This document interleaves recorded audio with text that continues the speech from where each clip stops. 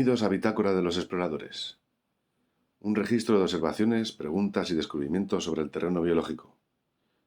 Un espacio donde la biomecánica, la biología y la conciencia vuelven a encontrarse. Toda exploración comienza aprendiendo a distinguir la señal del ruido, a observar aquello que permanece oculto bajo la superficie, a escuchar aquello que el terreno lleva tiempo intentando comunicar. Porque antes de transformar un territorio, primero debemos aprender a cartografiarlo.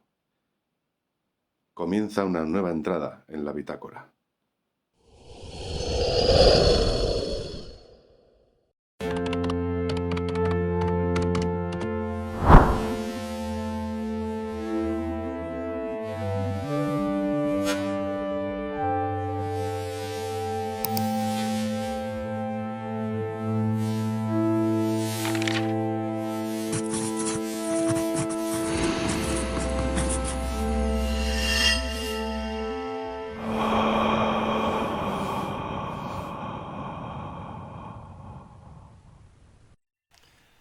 Hola Juan José, buenas tardes, buenas noches. Hola David, buenas tardes, buenas noches para ti, ¿cómo estás? Bien, bien, bien. Aquí estamos otra vez con el episodio 2 de la bitácora. Hoy vamos a hablar, como ya la cabecera decía, sobre cuando el cuerpo pierde su mapa. ¿Qué es eso exactamente? Qué buena, la verdad es que pusimos un buen título para la charla de hoy, cuando el organismo pierde el mapa y lo único que se escucha es un ruido que no lleva a ningún lado, que te hace suponer, en el caso de los médicos, 3, 4, 5 posibilidades diagnósticas que se deberían comprobar en el corto plazo, y comienzan los estudios y, y este paciente que, que tiene una ansiedad y una desesperación impresionante por saber lo que le está pasando, y los silencios médicos son eternos. Entonces, cuando el organismo pierde el mapa, creo que entramos en una etapa para todos, ¿no? Para el paciente, para la familia y para el cuerpo médico, este, en una situación difícil de llevar. Porque hay que ponerse en el zapato de todos ahora, ¿eh? El que padece quiere ya, la familia quiere verlo ya bien, y el cuerpo médico tiene todo un mundo de interrogantes que dependerá de ellos si aciertan en el tratamiento que se dé, y, y también depende de ellos de que si se equivocan hay que volver a empezar. Creo que esta es una situación que tanto a ti como a mí nos traspasa, porque por más que busquemos respuestas, que seamos exploradores del terreno, no, en algún momento nos tocó. O nos tocó a nosotros mismos, o le tocó a algún familiar, o le tocó a algún conocido. Sí, Entonces creo que... sí, Te perdona, escucho, te perdona. escucho. Continúa, continúa. No, no, no, no. Dale, dale, así la Sí, hacemos de sí. los dos lados, si no es un Más que monólogo. nada porque lo que estabas diciendo, sí, es que es difícil y fácil a la vez, dependiendo desde el punto de vista que lo estés mirando. Claro, cuando estás como médico o terapeuta como soy yo, el diagnosticar para un médico, al fin y al cabo eso se convierte en una tónica del día a día. Yo como terapeuta no diagnostico, simplemente doy pronósticos. Sin embargo, se puede dar muy fácil el dar pronósticos o prescripciones. Y luego es muy difícil, porque quien la recibe tiene que tener muy en cuenta la objetividad con la que se le puede tratar en muchas ocasiones. Eh, que no quiere decir tampoco que sea algo inhumano. Es decir, que se puede percibir ciertamente con cierta desazón por parte del paciente. Sin embargo, es algo que quería yo comentar en este sentido contigo porque desde Integravet vosotros lo nombráis muy a menudo el tema de la empatía. Y Sí, no hay nada más que eso.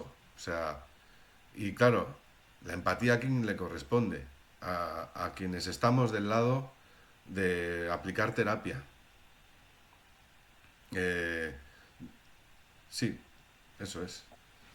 sí, sí. Es una de las partes que nos toca. El terapeuta, el médico, el equipo que va a trabajar con ese paciente, con ese organismo.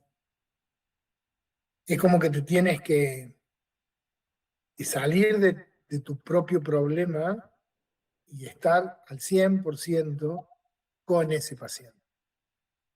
En esta época en la que nos toca vivir, donde vamos muy rápido, donde no tenemos tiempo para muchas cosas, donde muchas veces dejamos que trasciende el problema personal ante el problema del paciente. Y todo eso colabora en el paciente a que se sienta cada vez peor, que no crea. Es difícil el arte, ¿eh? La posición en la que nosotros nos encontramos es difícil, más allá de, de- de la situación general, este, y para no perder el foco de la bitácora de hoy, este, cuando el organismo pierde el mapa, creo que es el momento en el que, con toda humildad, el terapeuta, el equipo médico y el mismo paciente y familiares tienen que hacer un equipo. Hay que salir adelante, hay que encontrarle la vuelta para poder encontrar el problema. Yo estos días he estado viviendo una situación compleja en donde a alguien muy cercano tuvo un inconveniente hace 14 años atrás. Me parecía ser de que había habido una aplasia medular.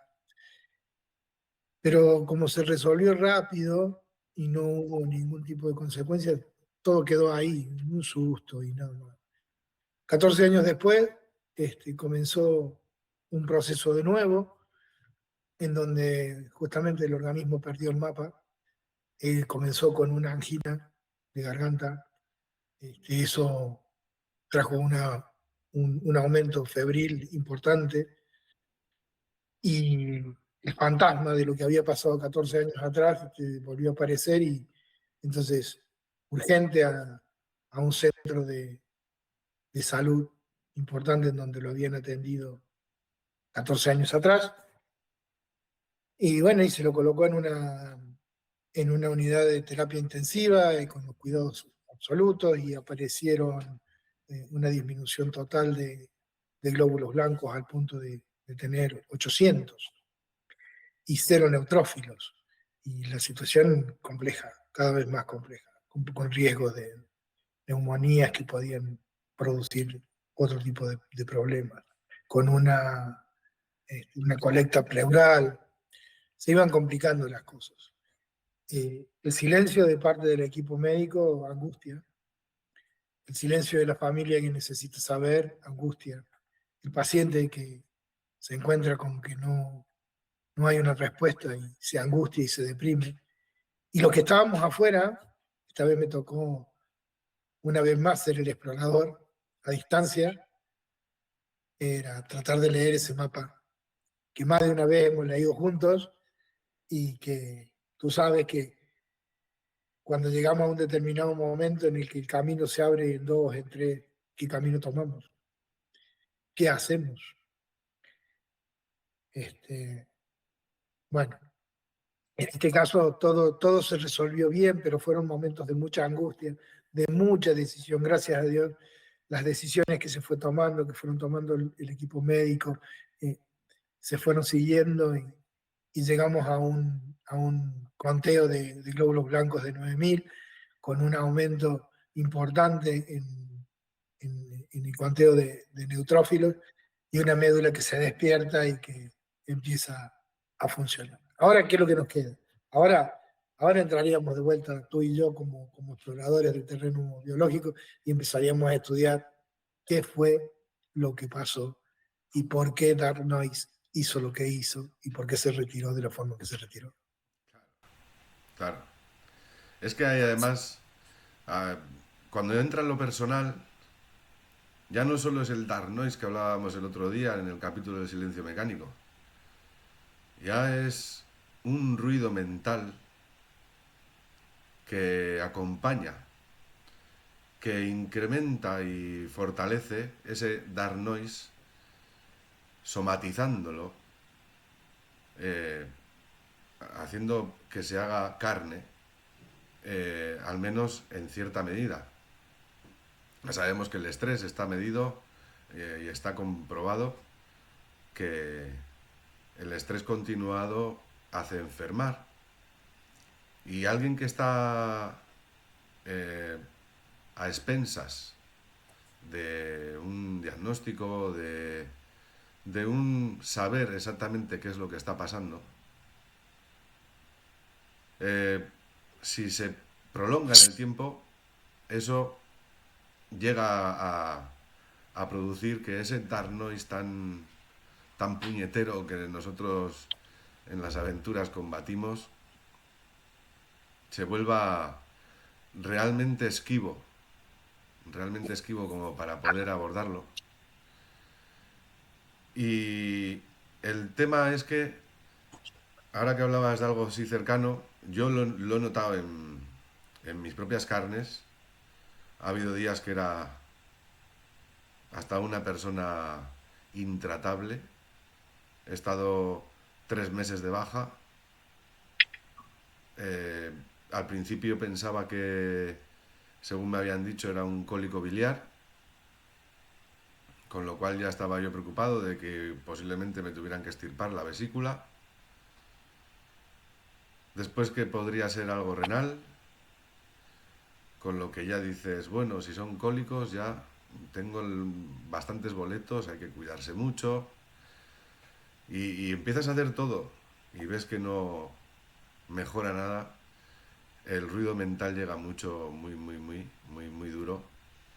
Empieza a notarse físicamente, empieza a mermar también las relaciones, porque lo único que te interesa es que de una puñetera vez, por favor, díganme qué es lo que está pasando. Y se pasa muy mal, se pasa muy mal. Y eso, como dices tú también, los que están cerca lo terminan pasando mal. Y cuando ves al médico o al especialista que te toca ver y no sabe decirte exactamente, eh, "Ay, pues es esto", pues yo entiendo también que en cierto modo no lo esté pasando del todo bien, aunque como están con las manos atadas por el protocolo, están con la ciudad administrativa sobre los hombros. El caso es que a mí se me dio un diagnóstico al final que dije, como decís allí, la concha de tu madre, pero ¿por qué no habías empezado por ahí?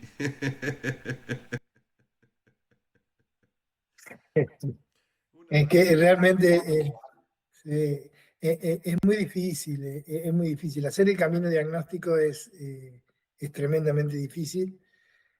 Muchas veces, esto te lo digo porque me ha pasado a mí, muchas veces uno como profesional de la salud este, sigue un protocolo, sigue un camino diagnóstico y el paciente o el familiar quiere una respuesta más rápida de la que puedes darle, porque necesitas tiempo.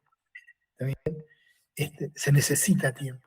Y ahí creo que es donde todos fallamos, porque por un lado tenés angustia y necesidad de saber, por el otro lado tenés que tener la precaución de no decir cosas de más, porque puede pasar de que te equivoques.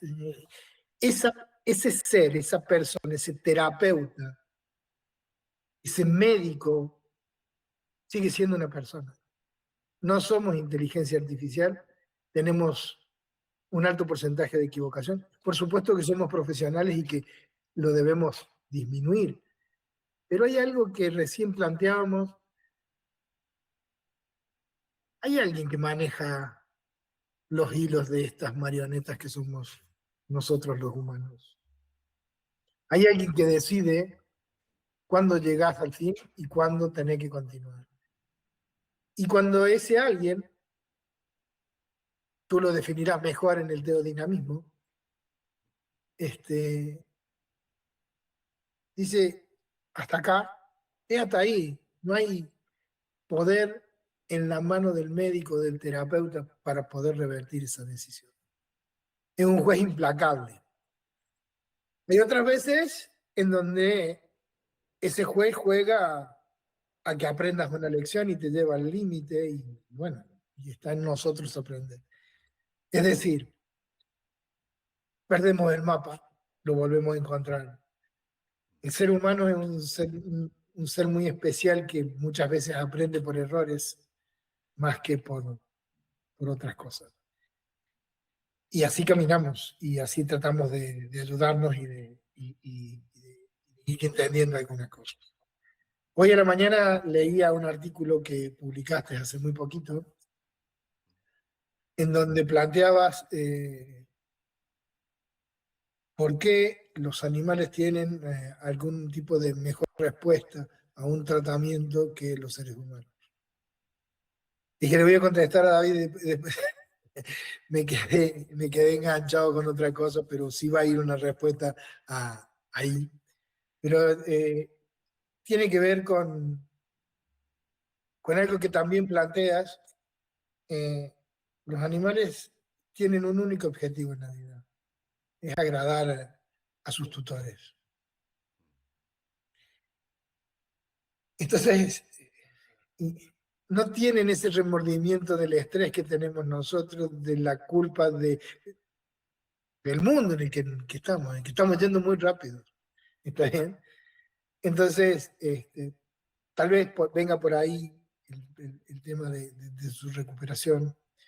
Tal vez el hecho de que le quitaste el dolor y él asume de que tengo que volver a mi vida normal y anterior, y eso termina empeorando el cuadro, pero eh, creo que va por ahí. Creo que no se dan tan rápido en una pérdida, la pelean un poco.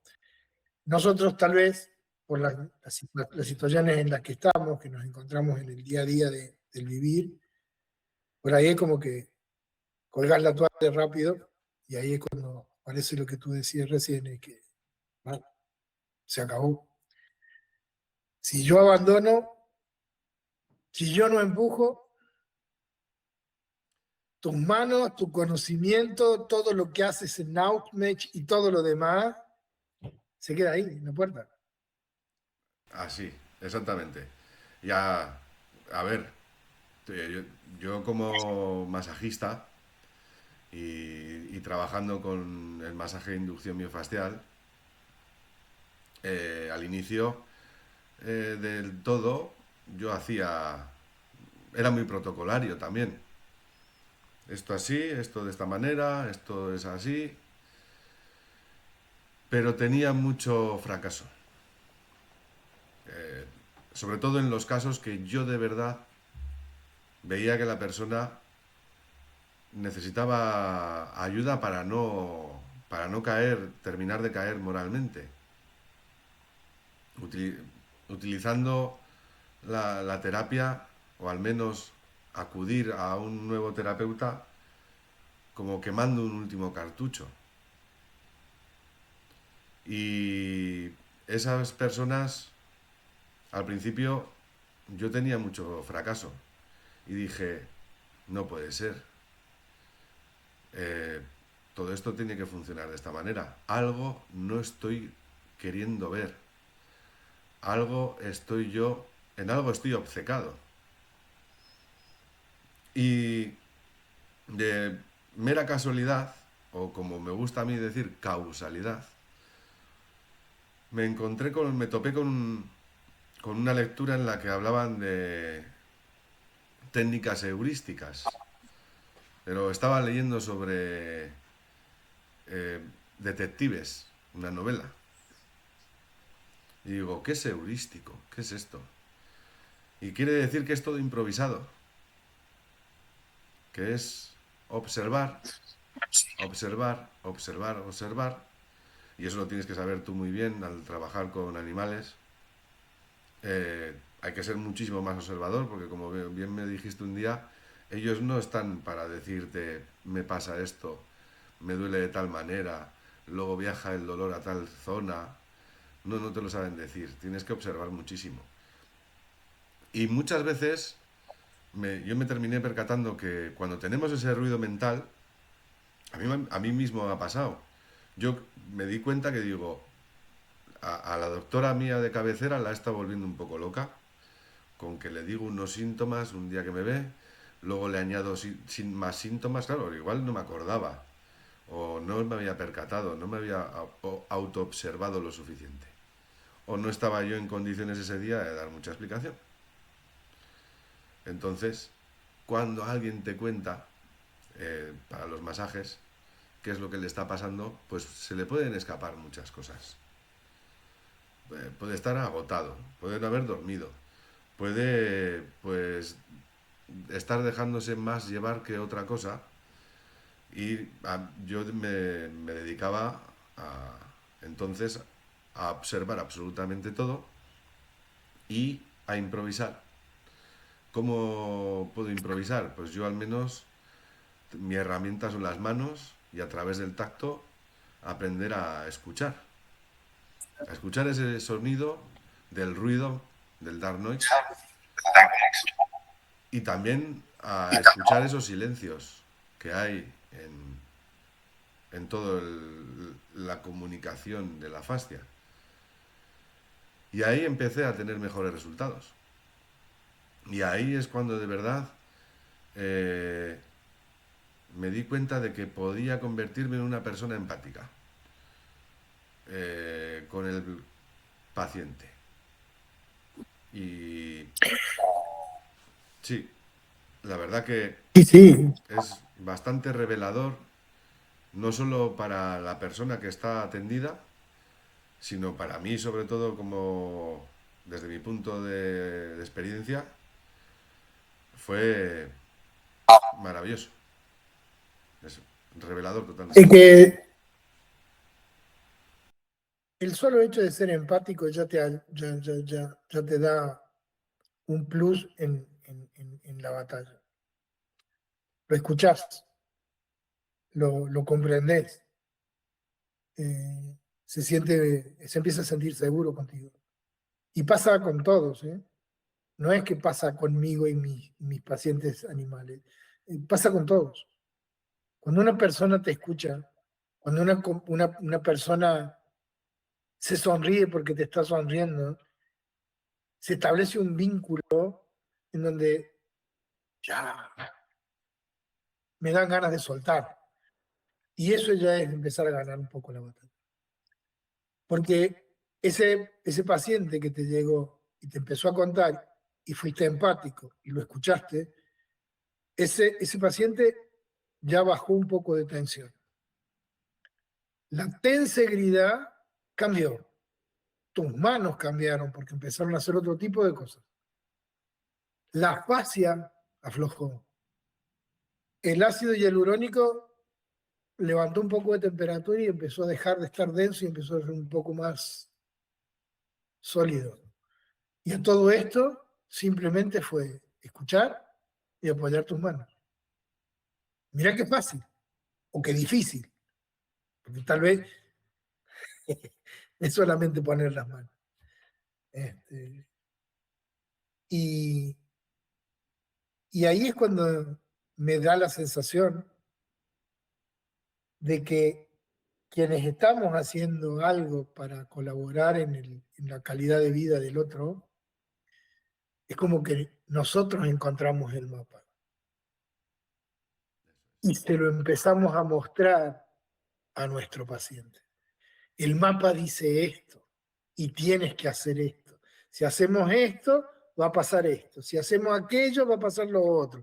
Y si hacemos todas las cosas juntas en el tiempo, se debe respetar para que lleguemos al final, el beneficio será de ambos. El paciente se sentirá mejor y nosotros como terapeutas, como médicos, como el equipo de salud, se nos hinche el pecho de alegría porque pudimos ayudar a uno más. Exactamente. Es como tú dices, tenemos que ser cartógrafos y tenemos entonces que aprender a leer cada mapa, porque cada mapa es diferente. Cada es como encontrar nuevas rutas. De Es que, mira, yo lo veo de la siguiente manera, David, y seguramente vamos a coincidir. Vamos a poner un nombre de patología que la conocemos ambos, bien.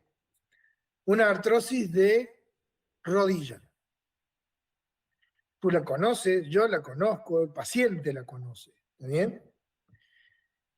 Tú sabes cómo la tratas, yo sé cómo se trata.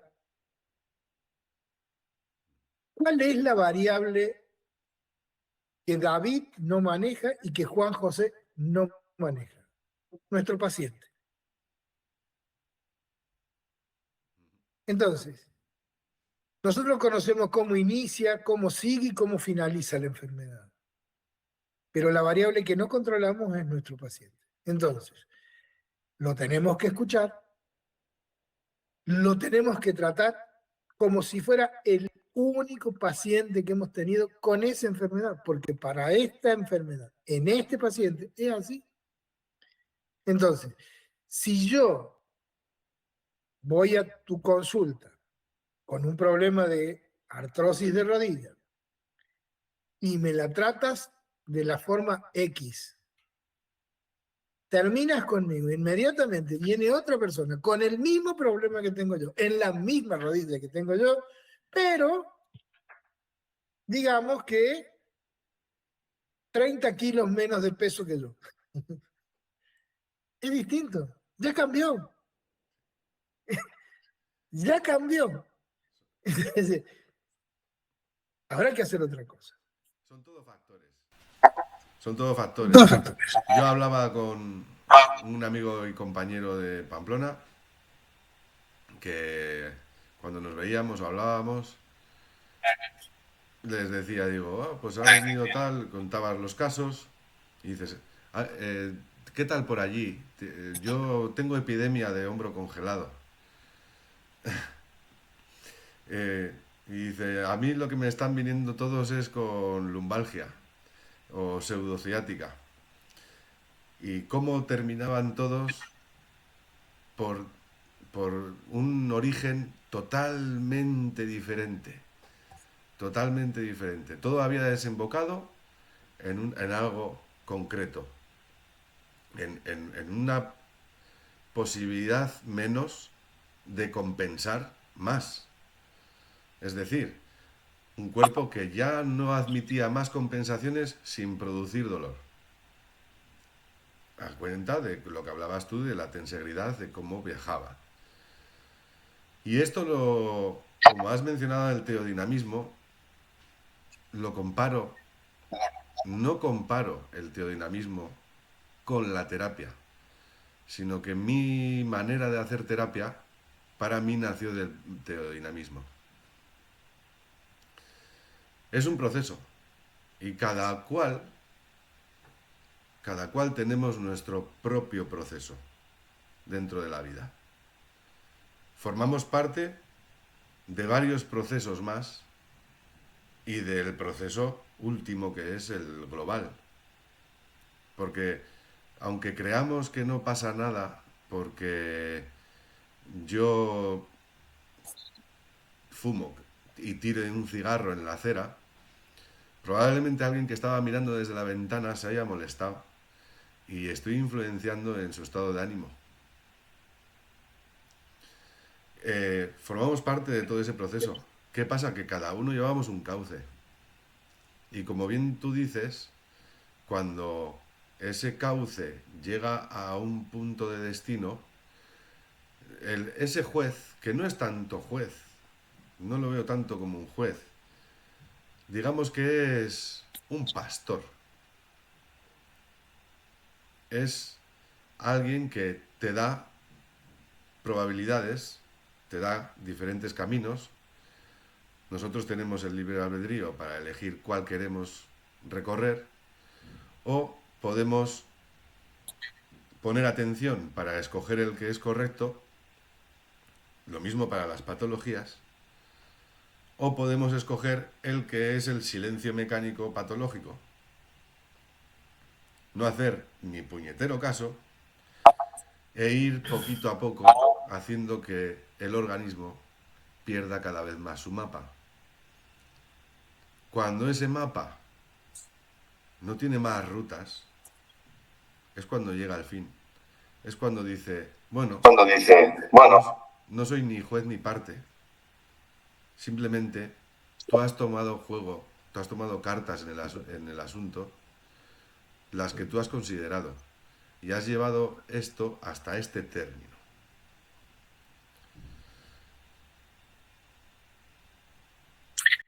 Vos sabés que te estoy escuchando y se me viene a la mente lo que alguna vez escuché desde un médico, ¿no?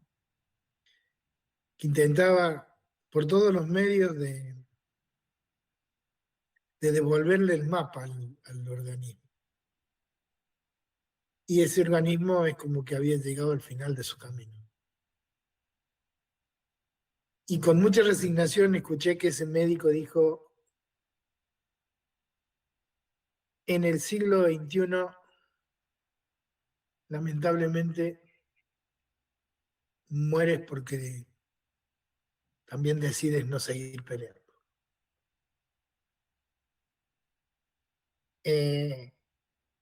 Entonces empieza a transformar más en una cuestión filosófica más que de cómo arrancamos la bitácora de hoy. Es difícil el tema. Eh, yo creo que el mapa, si es que hay que llegar a una conclusión hoy con esto, el mapa lo trae el paciente, que no lo ve como está y que lo entrega para que nosotros lo, lo coloquemos con su norte. Y es responsabilidad nuestra ser empáticos, porque viene con una ansiedad y una carga emocional importante ese paciente, que no encuentra su mapa, y que muchas veces nosotros nos tenemos que tomar el tiempo para poder ordenar y reubicar cada pieza de ese mapa. Sea la enfermedad crónica, sea una enfermedad terminal, sea una enfermedad autoinmune, hay que descubrirlas, hay que poder ponerle nombre y apellido. Y lo que me parece que como conclusión, más allá de médicos, más allá de terapeutas, este, tenemos una función más que es la de sostener y de ser empáticos, sin destruirnos a nosotros mismos, lo cual es bastante difícil. Ahí está lo complicado. Es, eh, es curioso cómo se puede conseguir en ocasiones, pero como si estás cansado o has tenido unos peores días, o se juntan esos dos factores, eh, puede terminar afectando mucho el problema Sí, sí. de un paciente. Es más, puede afectar de tal manera que no quieras aceptar más casos del mismo estilo, de ese mismo paciente en otras personas y no lo quieras tratar nunca más. Y, y la verdad que también forma parte de ese proceso, porque eso quiere decir que nosotros también como terapeutas o como médicos tenemos que también leer nuestro propio mapa, cómo encajar el mapa de todos los clientes o pacientes que se acercan a recibir tratamiento y cómo ese mapa nuestro lo podemos ampliar, lo podemos hacer más grande para que pueda encajar con diferentes rutas y ver para dónde todo nos lleva y revertir ese silencio mecánico patológico hacia el funcional.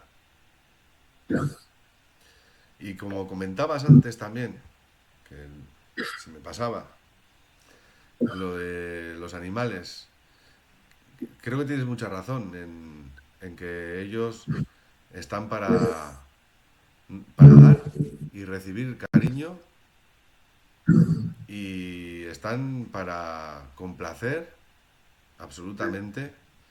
Y cuando ellos se sienten eh, con dolor por alguna patología que ellos saben perfectamente cuando no les va a resultar un trauma, porque no ha sido algo que el humano le haya hecho. Entonces, ellos se recuperan mejor porque perciben ese amor y ese cuidado de parte de sus congéneres humanos y de parte de veterinarios como vosotros. Y por eso recuperan mejor. Porque nosotros tenemos esa, a veces, mirada un poco obtusa, debido a que nos encerramos en padecer. Y como dijo Rumi, el sufrimiento, o sea, el dolor es inevitable. El sufrimiento es opcional. Creo que en ese sentido debemos ser nosotros los que encaminemos ese mapa que ha acudido a nosotros para que termine viendo las cosas con más luz, con más cariño, con más esperanza. Y entonces volver a darse cuenta de que la vida es un momentito, no te creas tú que, que vienes aquí únicamente a pasarla mal. Aquí venimos a aprender. Y de eso consta esas variaciones tensegríticas, esa mecanotransducción, que ahora un hombro le comunica a una cadera, que tiene que moverse de esa manera, porque ese hombro ahora mismo no puede de otra manera. Y si no le hacemos caso, pues estamos en las mismas. Es tu libre albedrío. Bien, todos tenemos algo, ¿eh? No nos vamos a poner aquí medallitas de que somos unos artistas, porque si no, yo no hubiese tenido la E. coli que me terminaron diagnosticando, no me hubiese roto la pierna, no hubiese tenido migrañas, no hubiese pasado un montón de cosas que lo que vinieron a hacer es enseñarme qué parte del camino era el que tenía que recorrer.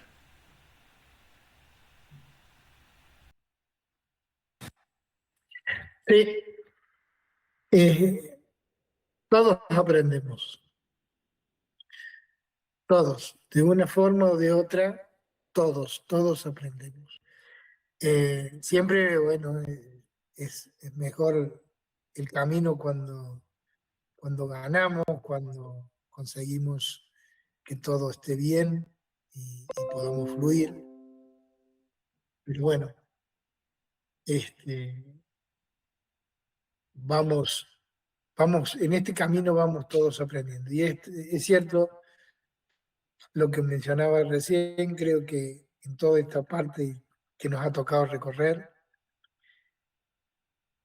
la vida no está lejos, la vida está acá hoy.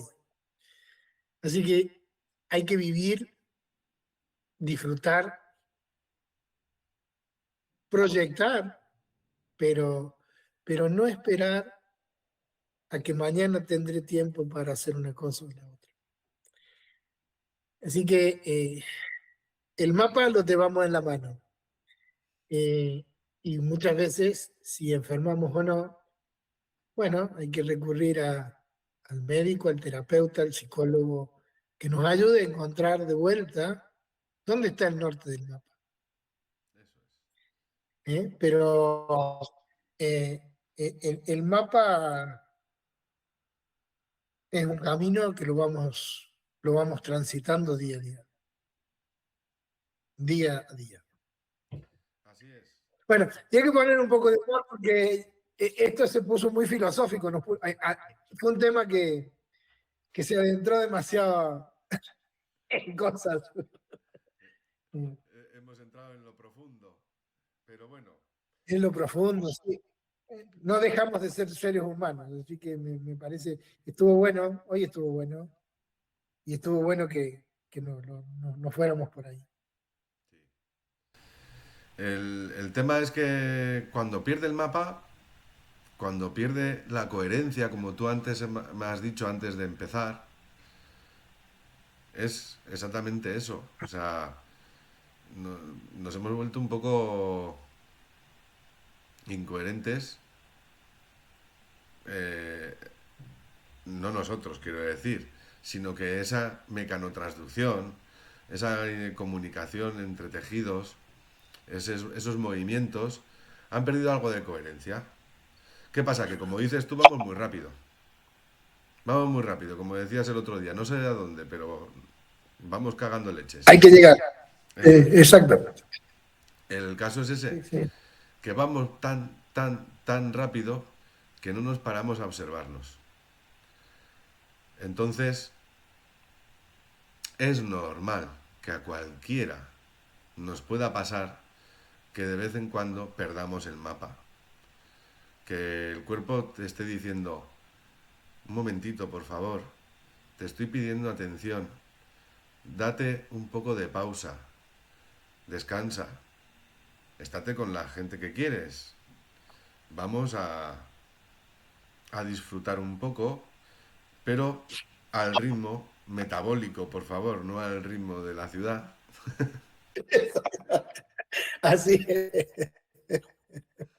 Sí, señor, así es. Ojalá lo entendamos, ojalá que podamos este, bajar un cambio, como decimos por acá. Este,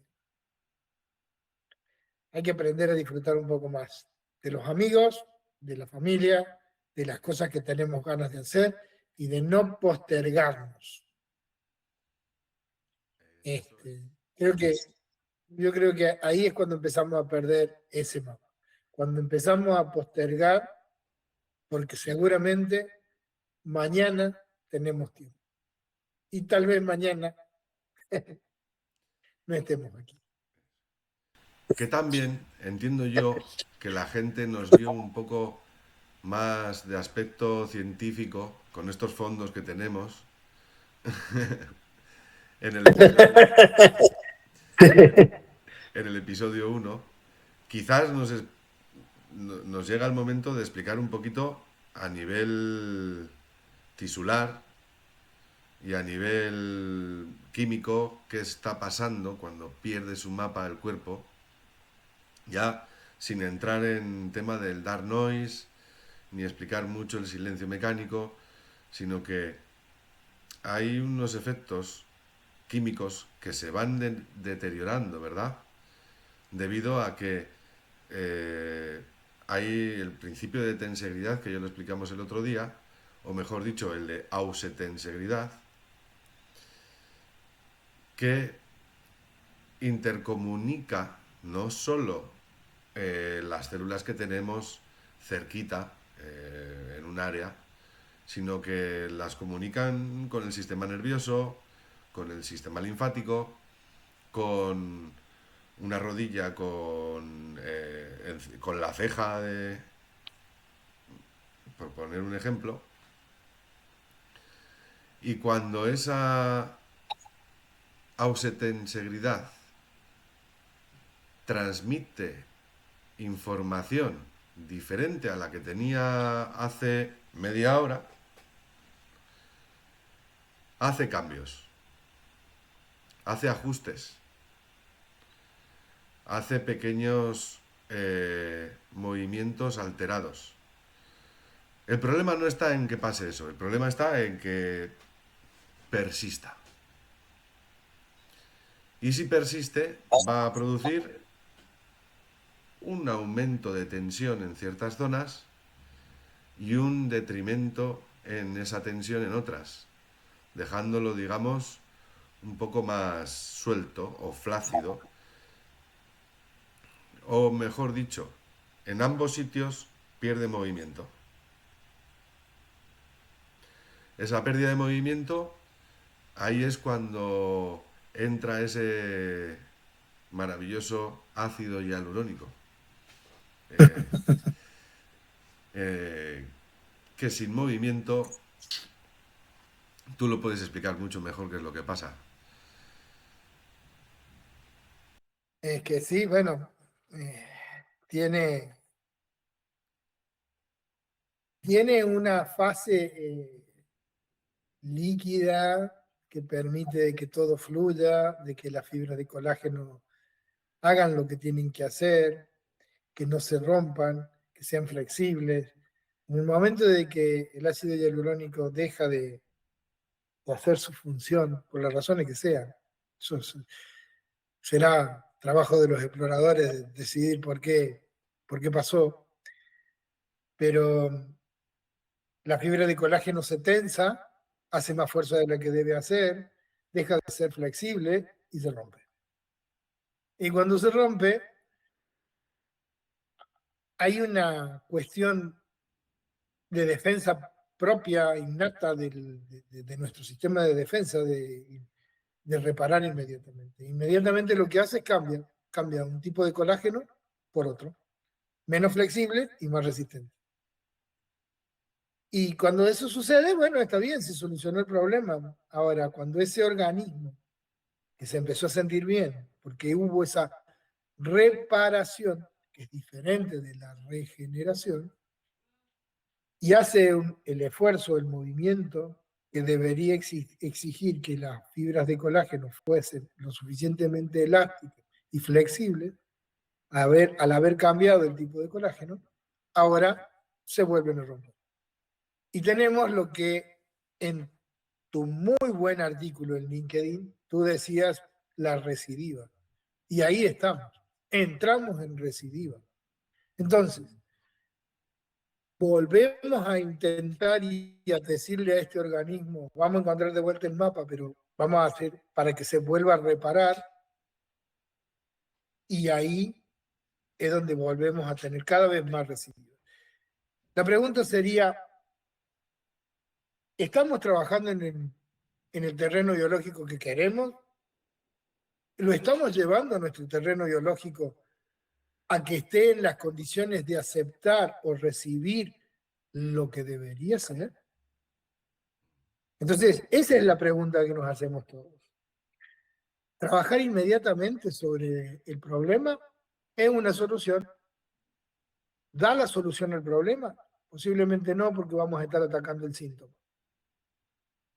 Pero cuando entendemos qué es lo que pasó, cuando preparamos ese terreno biológico para lo que le vamos a dar para que haga una regeneración tisular, la cosa cambia. Porque lo preparas, el ácido hialurónico deja de ser denso y pasa a ser líquido. Las fibras de colágeno se mueven como corresponde.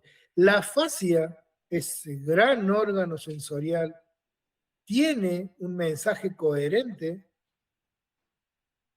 y todo el sistema celular está predispuesto a que llegue esa ayuda farmacológica o, en el caso de lo que yo hago, una terapia celular. Entonces, encontramos el mapa y encontramos el camino. Ahora, ¿qué nos resta? La temporalidad del paciente en la recuperación. Cuando logramos eso, el paciente se encausa hacia una muy buena calidad de vida. Entonces, fíjate que sin querer, porque no lo mencionamos hoy en esta charla, pero sin querer llegamos siempre a nuestro punto final, que es esta conceptualización de lo que hemos estado o lo que estamos haciendo en la conceptualización del modelo FI, del proyecto FI. Estamos planteando un modelo conceptual de cómo ver al paciente. No es, te doy tal fármaco o uso tal producto biológico. Estudio el paciente, esa variable que no controlamos, que hablamos al principio, decido, en función del conocimiento del paciente, cuál es la mejor opción terapéutica, doy la dosis que corresponde en el momento que corresponde. Conclusión, calidad de vida para el paciente. Exactamente. Y es que es un proyecto, es un modelo. Me gusta más, o sea, sí que es un proyecto, por supuesto que es un proyecto, pero es que proponemos un modelo no nuevo, porque ya estaba ahí, sino es un modelo con otra lente, con otra lente, quizás de aumento, no lo sé.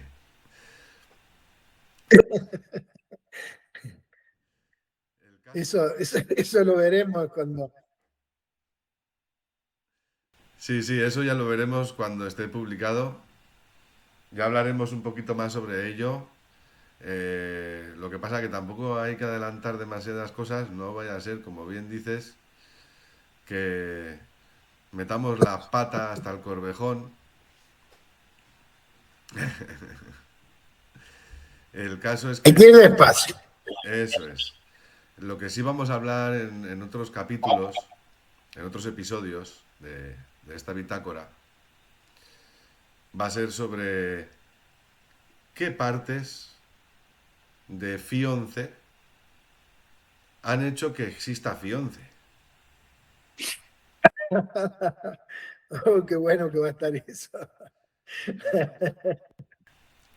Claro, no vamos a ir desgranando qué es FI11. Vamos a ir explicando cuál ha sido el mapa que nos ha guiado hasta FI11. Y por eso este episodio, este segundo episodio, merecía llamarse Cuando el cuerpo pierde su mapa, porque nosotros lo que pretendemos es que ese cuerpo, como bien has mencionado antes, cuando se hace acertadamente en la diana el tratamiento, recupera su mapa, recupera toda su coherencia. Y, Claro. y no estamos diciendo que sea, oh, esto es 100%. A ver, no, no. 100% no. Pero con una alta probabilidad, sí. Con una alta probabilidad de gran mejora en la calidad de vida, sí. Sí, sí. Y el cuerpo está hecho y diseñado para ello. Eso es lo que defendemos. Señor. Sí, señor, tal cual. Tal cual. Se vienen bitácoras interesantes para visitar, para escuchar, para generar. La verdad que hay mucho todavía para contar, para desglosar, para analizar y para entender. Pero creo que vamos bien. Creo que por alguna extraña razón la gente se está enganchando con este tipo de cosas que estamos haciendo y es como que les estamos acercando un poco más de una ciencia que se puede contar de una manera muy fácil, entendible y no con estos niveles por ahí en donde solamente algunos tienen esa capacidad de entenderla y de resolverla y analizarla. Pero bueno, Porque también sabemos ahí escribir, va. que no lo entienda nadie. Claro, sí. Sí, sí, sí, Muchas así veces cuando yo he es. escrito me leo más adelante y si estoy cansado digo, uff, qué pesado soy, por favor. Joder, ¿quién escribió esto? Fui yo.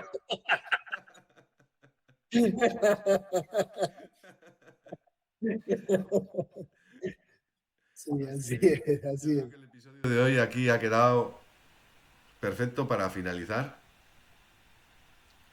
Ha quedado Sí, señor, creo que sí. con la suficiente profundidad que merecía, además. Y no vamos a desvelar hasta que vean este final del vídeo cuál es el siguiente episodio, que lo anunciamos al final de este vídeo en la despedida. Así que, Juan José, la verdad que siempre es un placer conversar contigo. Se aprende. Lo mismo digo, lo mismo digo. Es más, vos sabés de que estos días, ya para cerrar, estos días estaba hablando mucho con Félix, el decano de nuestra universidad, porque me tocó convivir con él unos días en Buenos Aires y, y le decía, Félix ha estado pasando una situación compleja, difícil, y le decía, empezá a prepararte porque va a llegar el momento en donde también vas a estar en la bitácora, porque tiene cosas interesantes para contar. Y tiene un punto de vista muy, muy, muy interesante de conocer. Así que en cualquier momento lo tenemos. Genial, perfecto. Así que ya podéis estar viendo los espectadores por dónde van los caminos por los que queremos llevaros. Así que no olvidéis suscribiros. Si queréis activar la campanita, la activáis. Si no, no la activéis. Pero suscribiros, por favor, para recibir la notificación. Y os prometemos que no tendrá ningún desperdicio el resto de capítulos que nos queda por delante. Hasta luego, Juan José. Chao David, que tengas una linda noche y bueno, seguimos en contacto. Abrazo. Igualmente, chao.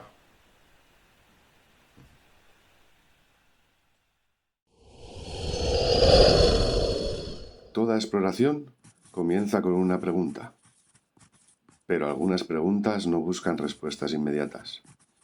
Buscan cambiar la forma en que observamos. Quizás la disfunción no sea simplemente la presencia de ruido. Quizás sea la forma en que el terreno intenta señalar aquello que hemos dejado de escuchar.